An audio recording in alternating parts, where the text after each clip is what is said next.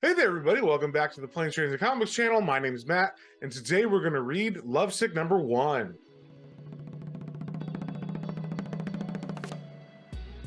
But before we get to that, if you guys wouldn't mind sharing, subscribing, commenting, it really helps me out and lets me know what you guys want to see more of. So, with that being said, let's get straight into it. All right, we got the cover here for Lovesick #1. It is an Image comic. It is by Luna Vecchio. And we start off on the first page with our main character, Domino, who is a dominatrix, chasing a man who is handcuffed and bound with a knife. And it turns out that this is all for some sort of deep website where people pay to watch her dominate and torture men live.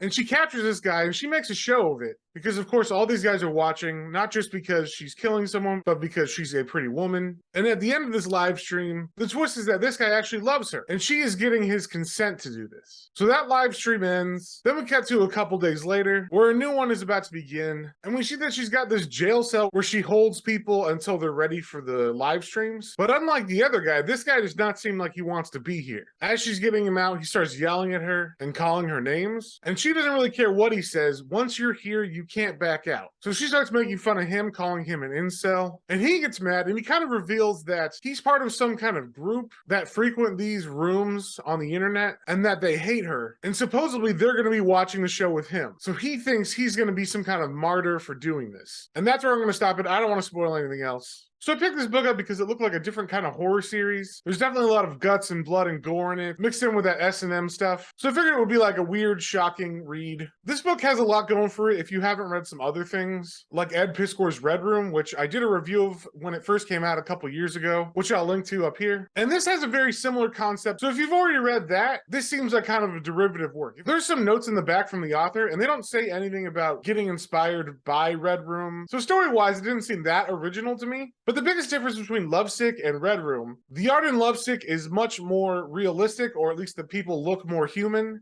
So even though there's like a dominatrix in Red Room, she does not look the same as the one in Lovesick, who seems to be purposefully drawn more tantalizing and alluring. As far as the art in Lovesick, I think it's really good. I like the more realistic look of it, and it definitely gives the book its own feel, even if the story is similar to some other books. So I think this is a pretty good comic overall. So I'm going to give this book a 3.5 out of 5. Like I said, the art was good, and even though the story wasn't fully original, there was some different concepts and a different tone and feel to this book. So if you like what you saw, definitely go pick that up at your local comic book store, and we will see y'all in the next one.